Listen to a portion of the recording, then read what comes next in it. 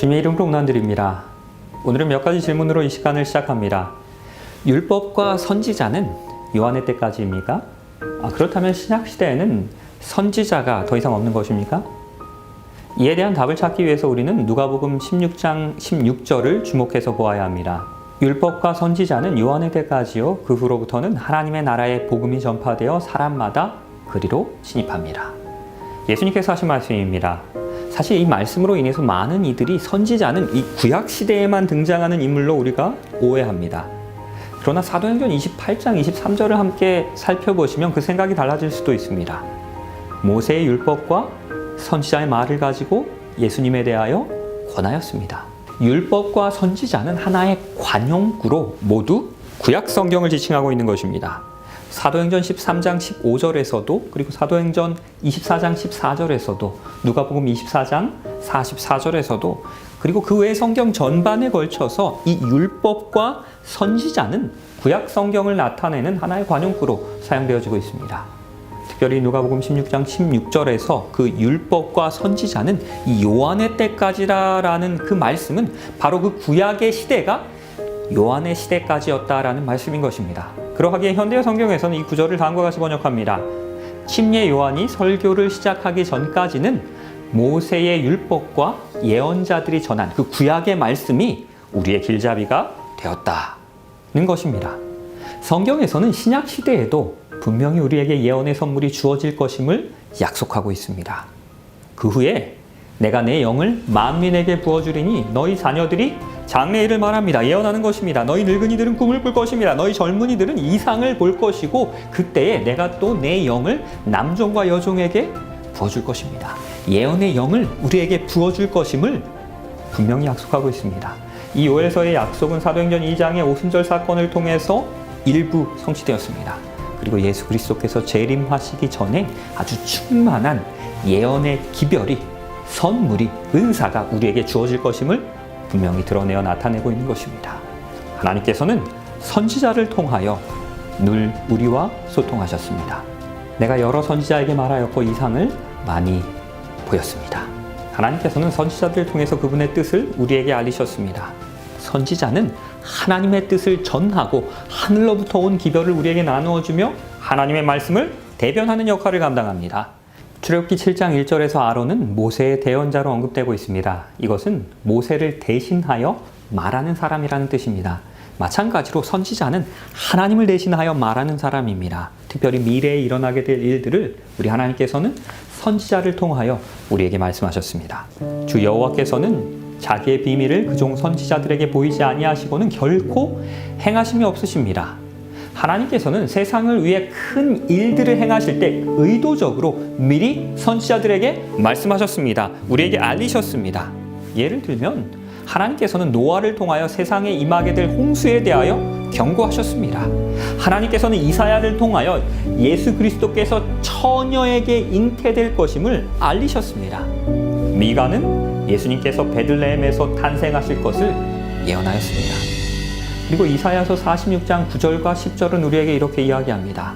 나는 하나님이라 나 외에 다른 이가 없느니라. 나는 하나님이라 나 같은 이가 없느니라. 내가 시초부터 종말을 알리며 아직 이루지 아니한 일들을 옛적부터 보이고 이르기를 나의 뜻이 설 것이니라. 내가 나의 모든 기뻐하는 것을 이루리라 하였느니라. 모든 예언들이 미래의 일들을 예측하도록 주어진 것만은 아닙니다. 이 예언의 은사를 통하여 하나님께서는 그 뜻을 더 깊이 이해시키시고 또한 우리를 권면하시며 우리의 길을 지도하시기도 합니다.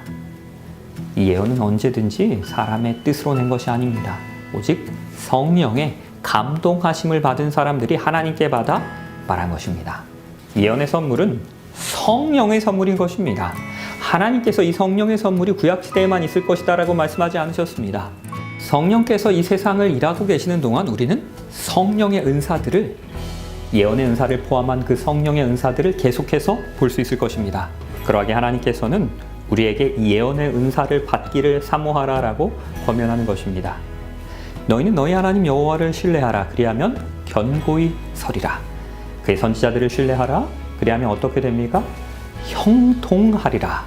하나님께서는 이 예언의 은사를 더 이상 주시지 않겠다거나 혹은 선지자를 통하여 더 이상 말씀하지 않을 것이다 라고 공표하신 적이 없으십니다. 오히려 하나님은 이 선지자를 신뢰할 때 우리가 어떻게 된다라고 말씀하십니까? 형통할 것이다 라고 약속하시는 것입니다. 예언을 멸시하지 말고 범사에 헤아려 좋은 것을 취해야 합니다. 하나님께서는 우리에게 참된 예언의 은사와 거짓 예언을 구별할 수 있는 방법을 주셨습니다. 참 선지자를 구별할 수 있는 첫 번째 방법은 그 선지자의 예언이 반드시 성취되어야 합니다.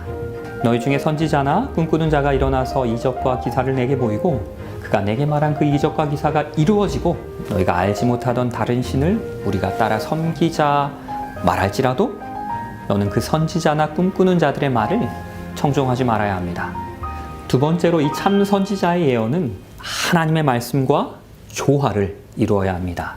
누군가가 어젯밤에 하나님께 계시를 받았는데 우리가 우상을 만들고 그 우상에게 절하고 예배하라라고 말씀하셨다라고 말한다면 그는 거짓 선지자일 것입니다. 왜 그렇습니까? 우리 하나님께서는 이 성경을 통하여 분명히 우상을 만들지 말고 섬기지도 말라라고 말씀하셨기 때문입니다. 그 선지자의 말씀이 이 하나님의 말씀과 대치되기 때문입니다. 상반되기 때문입니다. 거짓 선지자들을 삼가라. 양의 옷을 입고 너희에게 나오니 속에는 노략질하는 일이라. 이러므로 그들의 열매로 그들을 알리라. 참된 예언의 은사를 가진 하나님의 선지자는 그의 삶을 통해서 예수님의 성품을 드러낼 것입니다. 그러나 왜 오늘날 대부분의 교회에서 이 예언의 은사가 결여되고 있습니까? 성문이 땅에 묻히며 빗장이 부서져 파괴되고 왕과 지도자들이 율법이 없는 이방인들 가운데 있으며 그 성의 선지자들은 여호와의 묵시를 받지 못하는도다. 하나님의 백성이 반역하고 우리 하나님의 법을 외면할 때에 하나님께서는 이 예언의 은사를 숨기셨습니다. 성령의 은사는 하나님께 굴복하며 그분의 뜻에 진심으로 순종하는 삶을 살기로 결심하는 이들에게 주어지는 것입니다. 그분의 백성이 우리 하나님께 굴복하지 않고 그분의 율법에 순종하지 않을 때 이 예언의 은사는 주어지지 못하는 것입니다. 그가 위로 올라가실 때에 사로잡혔던 자들을 사로잡으시고 사람들에게 선물을 주셨다 하였도다. 그가 어떤 사람은 사도로, 어떤 사람은 선지자로, 어떤 사람은 복음을 전하는 자로, 어떤 자는 목사와 교사로 삼으셨으니 이는 성도들을 온전하게 하여 봉사의 일을 하게 하는 것입니다. 그리하여 그리스도의 몸을 세우려 하심이라. 이 예언의 은사는 하나님의 말씀을 대신하기 위하여 주어진 것이 아닙니다. 구약시대의 이스라엘 백성도 초대교회와 마찬가지로 예언의 은사를 소유하고 있었습니다. 이 은사는 어떠한 모양으로도 성경의 중요성을 폄하하지 않습니다. 성령의 은사는 하나님께서 그분의 백성의 사역을 온전하게 하시고 또한 재림을, 예수 그리스도의 다시 오심을 준비시키도록 우리에게 주어진 아주 특별한 은사인 것입니다. 거짓 그리스도들과 거짓 선지자들이 일어나서 큰 표적과 기사를 보여 할 수만 있으면 택하신 자들도 미혹할 것입니다. 예수님께서는 마지막 때에 거짓 선지자들이 등장할 것임을 경고하셨습니다. 누군가가 모조품으로 가방을 만든다면 가장 비싼 명품 가방의 짝퉁을 만들 것입니다. 누군가가 돈을 위조한다면 10원짜리 동전을 위조하지 않을 것입니다. 아마도 10,000원 혹은 50,000원권을 위조할 것입니다. 항상 가치가 있는 것에는 모조품들이 있습니다. 예언의 은사는 아주 중요한 은사이기에 마지막 시대에 거짓 예언의 은사가 있을 것입니다. 마지막 시대에 참 선지자의 역할이 참으로 중요할 것이기 때문에 거짓 선지자들을 사탄은 이용할 것입니다. 하나님께서는 이 마지막 시대의 교회에 이 예언의 은사를 주실 것을 분명히 약속하셨습니다. 마지막 시대의 끝까지 하나님의 편에 서서 사단을 대항하여 싸우는 하나님의 성도들의 특징에 대하여 계시록은 다음과 같이 진술합니다. 용이 여자에게 분노하여 돌아가서 그 여자의 남은 자손 곧 하나님의 계명을 지키며 예수의 증거를 가진 자들로 더불어 싸우려고 바다 모래 위에 섰습니다. 이 마지막 시대 하나님의 신실한 성도들의 두 가지 특징입니다. 첫 번째는 하나님의 계명을 지킵니다. 두 번째는 예수의 증거를 가지고 있습니다. 계시록 19장 10절에 의하면 이 예수의 증거는 곧 무엇입니까? 예언의 영입니다. 이 마지막 시대의 예언의 영, 예언의 은사는 하나님의 백성들을 그리고 하나님의 남은 교회를 식별하는 구별짓는 특징입니다. 하나님의 말씀에 따르면 이 마지막 시대의 하나님의 교회는 참된 예언의 은사를 반드시 소유하고 있어야 하는 것입니다. 이 예언의 은사를 사모하며 이 예언의 말씀을 상고하시는 우리 모두가 되시길 바라면서 오늘 이 말씀을 줄이도록 하겠습니다.